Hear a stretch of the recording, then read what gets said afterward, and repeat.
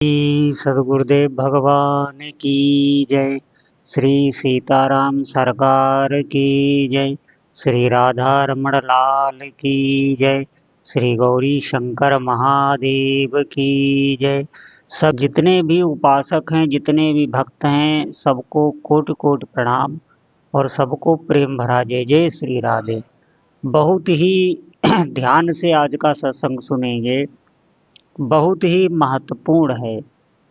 जो भी भक्त हैं, जो भी साधन कर रहे हैं, साधना में जो तत्पर हैं, या जो भी भक्त साधना करना चाहते हैं, भगवान का नाम जप करना चाहते हैं, बहुत ध्यान पूर्वक आप सुने इस बात को कि जब भी हम साधना कर रहे हैं, भगवान की भक्ति कर रहे हैं, लेकिन कोई प्रतिकूल समय जब हमारे जीवन में आ जाता है, मतलब कोई ऐसी स्थिति हमारे जीवन में जब आ जाती है जो हमारे मन को दुख देने वाली है। वास्तविक दुख हमें कभी भी नहीं मिल सकता अगर हम अपने भीतर स्थित प्रभु से संबंध जोड़ पाएं, भगवान नाम से संबंध जोड़ पाएं, क्योंकि ऐसे समय में हमें कोई सहारा नहीं मिलता।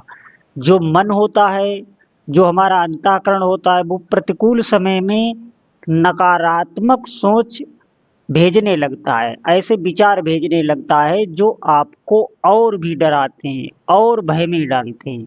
कोई जीव को सहारा नहीं मिलता, वो व्याकुल हो जाता है। लेकिन कौन लोग जो भगवान के नाम से विमुख हैं, आप ध्यान रखना, वो वही व्याकुल होंगे। बड़ी से बड़ी प्रतिकूलता आपके जीवन में आएगी, मानी हुई प्रतिकूलता। प्रतिकूलता भी जहाँ जैसे हमने मान रखा है, अब ध्यान दें, मैं पूरा स्पष्ट किए दे रहा हूँ। जहाँ आपने मान रखा है कि आपके मन ने मान रखा है यहाँ से हमें सुख मिलता है, उसे आप समझते हैं हाँ बहुत अच्छा है, बहुत बढ़िया हो रहा है, क्योंकि वहाँ आपने सुख मान रखा है। और जहाँ आपने मान रखा है दुख, वो जब आता है तो आप भयभीत हो जाते हैं, डर जाते हैं, इधर उधर भागने लगते हैं। अब ध्यान से सुनना, इसका सबसे बड़ा उदाहरण ये है कि बहुत लोगों को आपने देखा होगा, उनको ऐसी वस्तुएं, भय का माहौल उन्हें पसंद है, ऐसी वस्तुएं पसंद हैं जो आपको पसंद नहीं है। उन्हें मांस आदि पसंद है, घृणित वस्तुएं पसंद है, वो ऐसा भोजन उन्हें पसंद है जिससे आपको उल्टी हो जाएगी। आप समझें, दूसरे के शरीर की चर्बी, रक्त, मांस और इसको बना के और पाना, आप समझे कितना ये घृणित है।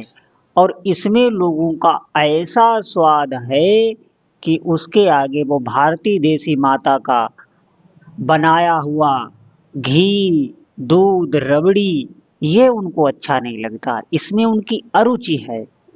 सात्विक भोजन में उनको दुख मिलता है और ऐसे भोजन में उन्हें सुख मिलता है। आप ध्यान देना, ये एक मन की ही तो मानी हुई अनुकूलता है, प्रतिकूलता है।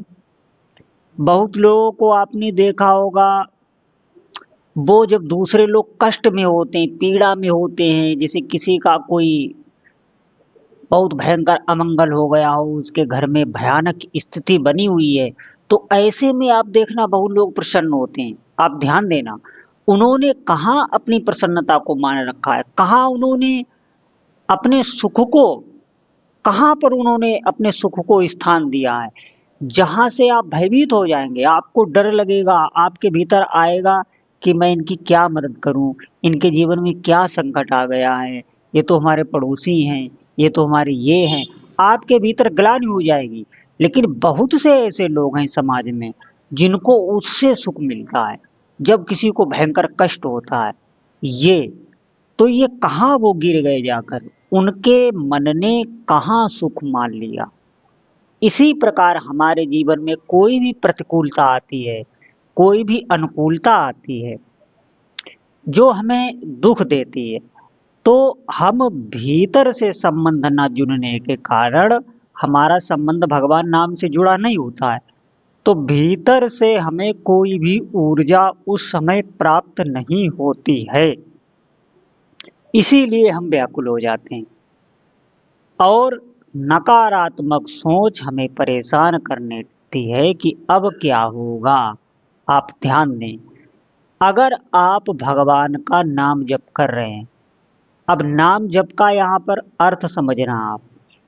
नाम जप का मतलब ये नहीं है कि आपने एक दो माला कर लिए, कि इतना सत्संग सुना, नाम की महिमा सुना, तो आपने एक माला जल्दी जल्दी में कर लिया, दो माला कर लिए, तीन माला कर लिए, बाकी आपने शाम के समय एक दो तीन माला कर लिए, और फिर पूरा दिन आप विषय भोगों में, वही संसार में, प्रपंच में। ऐसे आपके जो बड़े से बड़े भयंकर पाप हैं, जो आपके शरीर पर आने वाले हैं या आपके परिवार में आने वाले हैं। देखिए, बुरा समय तो आता ही है, सबके जीवन में आता है, रोग भी आएंगे, ऐसा भी समय आएगा जिसमें आप व्याकुल होंगे। कब? लेकिन जब भजन नहीं कर रहे होंगे। तो आप देखना, जो भजन कर रहे होते हैं उन पर वो जो बुरा समय है, वो पहली बात तो प्रभाव नहीं छोड़ पाता भजन के प्रभाव से। क्यों? वो अंतरात्मा से जुड़े हुए हैं, तुरंत ही उन्हें नाम भगवान संभाल लेते हैं, ऐसे विचार भेजते हैं, ऐसी युक्तियां बताते हैं और हृदय को शीतल रखते हैं, तो वो दुख में भी प्रसन्न रहता है। और जो दुख आता है वो भी प्रभु की कृपा से बहुत हल्का होके आता है। अब विचार करना, ध्यान देना, मैं आपको उदाहरण दे रहा हूँ। जैसे किसी को कारावास जेल हो गई हो और जेल में वो अच्छे आचरण कर रहा हो, उसे पता लग गया हो कि मैंने पाप किया, मैंने गलत किया, इसीलिए मुझे सजा हुई, अब मुझे दोबारा पाप नहीं करना, मुझे लोगों की भलाई ही करना है, भगवान का सुमिरन करना है, सत्य व्यवहार करना है। वो सच्चाई पे आ गया, अब वो जेल में अच्छे कर्म कर रहा है। तो जो जेल के पदाधिकारी है वो उस पर ध्यान देते हैं, उसके हर एक कर्म पर ध्यान देते हैं और भीतर ही भीतर उससे प्रसन्न रहते हैं। आप देखना, वो कहेंगे नहीं, और उसकी वो गुप्त रूप से सिफारिश भी करते हैं बड़े अधिकारियों से। धीरे धीरे उसकी सजा माफ होने लगती। पूरी सजा तो माफ नहीं होती, लेकिन बहुत अंश में उसे छूट मिल जाती है और वो अपनी सजा भोग के निर्मल हो जाता है।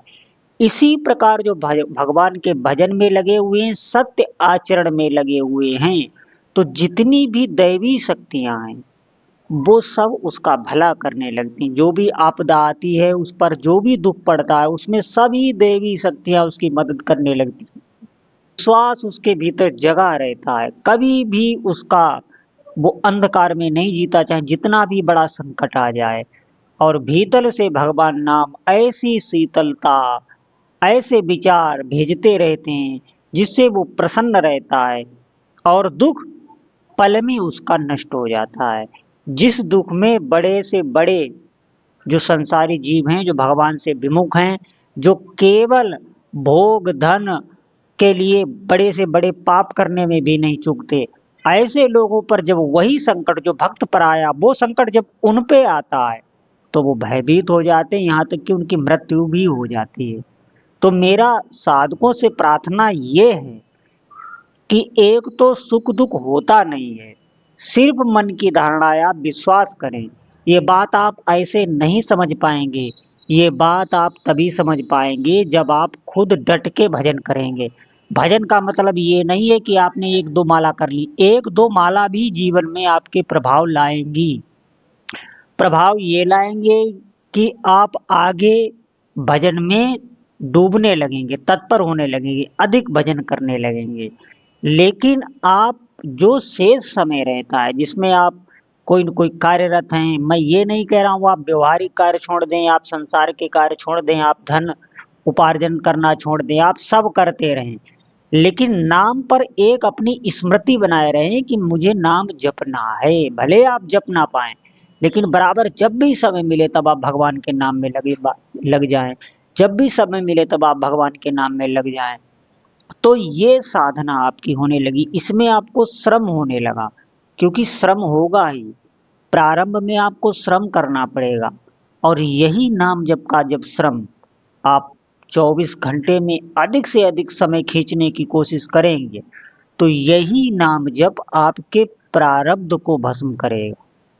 प्रारब्ध को, मैं उन कर्मों की बात नहीं कर रहा हूँ जो बहुत जमा है पहले से, आगे के जन्म में आने, जो आगे आपके जन्म होंगे उसमें जो कर्म आएंगे वो सब तो नाम जब ऐसे चुटकियों में भस्म कर देगा, लेकिन आपका प्रारब्ध भी वो भस्म करने की क्षमता रखता है। ध्यान देना, नाम जापक को समय दे दिया जाता है भजन करने का, उसके भजन में कोई विघ्न ना पड़े, समय दे दिया जाता है।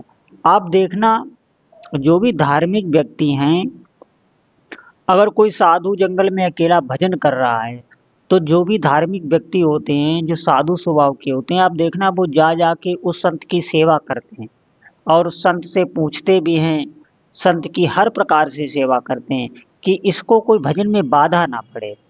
ऐसे ही देवता लोग जो साधक भजन करते हैं, जो भजन करना चाहते हैं, जो भगवान को पाना चाहते हैं, जान चुके हैं संसार के कि संसार असत्य है, यहाँ कुछ मिलने वाला नहीं है, यहाँ जीवन भर हम बटोरते रहेंगे, सुख की तलाश में रहेंगे, लेकिन हमें दुख ही मिलेगा। यहाँ होगा वही जो पहले ही प्रभु ने नियत कर दिया है, और अब आप जो कर रहे हैं वो आगे की फसल है, आगे आपको भोगना पड़ेगा, आगे फिर आपको जन्म लेना पड़ेगा, हो सकता है इससे भी बुरा समाज आपको मिले। इसीलिए मेरी प्रार्थना है आपसे बार बार कि भजन में मन लगाइए, अधिक से अधिक नाम जप करिए, और नाम जप ही आपके जीवन में मंगल लेके आएगा। ऐसी बात बिल्कुल नहीं है कि नाम जप से हमारा प्रारब्ध नहीं नष्ट होगा, भजन हमारा जीवन में सुख नहीं ला सकता। आप ध्यान देना, हो सकता है कोई बड़े बड़े पाप हों, कोई ऐसे पाप बन गए हों जिनका कोई बगैर भोगे जो पाप नष्ट नहीं होते, तो वो भी नाम जप आपको बहुत सूक्ष्म अंश में भोगना पड़ेगा। आप समझें, बहुत सूक्ष्म में, नहीं तो आप जीवन में देख रहे हैं, आप बड़े से बड़े धनमानी, किसी भी बड़े से बड़े जो भौतिक में महारत हासिल कर चुका हो, जिसने सभी संसाधन जुटा लिए हों और भगवान के नाम से जो विमुख है, आप क्या समझते हैं उसका जीवन बहुत ही दयनीय है। आप अपने को बहुत भाग्यशाली समझें। नाम जप करना ये भगवान की बहुत बड़ी कृपा है। अगर आपको प्रभु ने भगवान नाम जप का समय दे दिया है, तो मैं तो ये कहता हूँ कि आप पर सभी देवी देवताओं ने विशेष कृपा कर दी है।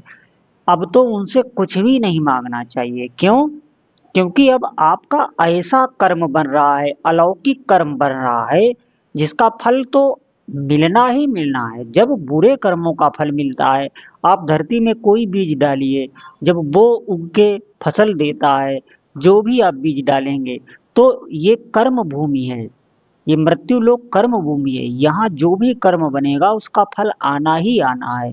तो आप नाम जप कर रहे हैं, भगवान की सेवा कर रहे हैं, सत्य आचरण कर रहे हैं, सबको सुख देना चाहते हैं, सबका मंगल सोच रहे हैं, भीतर से किसी से आप द्वेष नहीं रख रहे, ये भी ध्यान रखना। अगर आपके भीतर ये अवगुण है, तो आप वहाँ पर जहाँ भी आपको दोष बन रहा है, आप देखिए कि उसमें जो भी मैं कह रहा हूँ, बहुत देखिए, गुण अवगुण सबके भीतर हैं। हम अवगुण ही देखकर उससे दोष कर लें, आप ध्यान देना, उसमें गुण भी होंगे। आप जिसमें दोष देख रहे हैं, आप उसमें गुण देखना आरंभ कर दीजिए, आपको गुण भी दिखाने लग जाएंगे, फिर आपके भीतर दोष वृत्ति नष्ट हो जाएगी। ये दोष दर्शन, ये द्वेष और राग, ये ही हमें जीवन में कुछ देखने नहीं देता। हमें जीवन में जो अनुभव है, जो प्रकृति के गूढ़ रहस्य हैं, जो भगवान की भक्ति है, इसमें ये बहुत बड़ा रोड़ा होता है, राग और द्वेष। और देखना, हर जीव इसी में वो फंसा हुआ है, कहीं न कहीं राग करता है, कहीं न कहीं द्वेष करता है। जहाँ उसके प्रतिकूल दिखाई देता है वहाँ वो द्वेष कर लेता है, और जहाँ उससे अनुकूलता मिलती है वहाँ वो राग कर लेता है। आप ध्यान देना, सभी भगवान के हैं।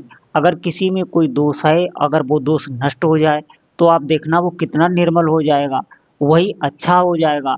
दोष भजन को नष्ट करता है, दोष से हमें बचना है, सत्य आचरण करना है।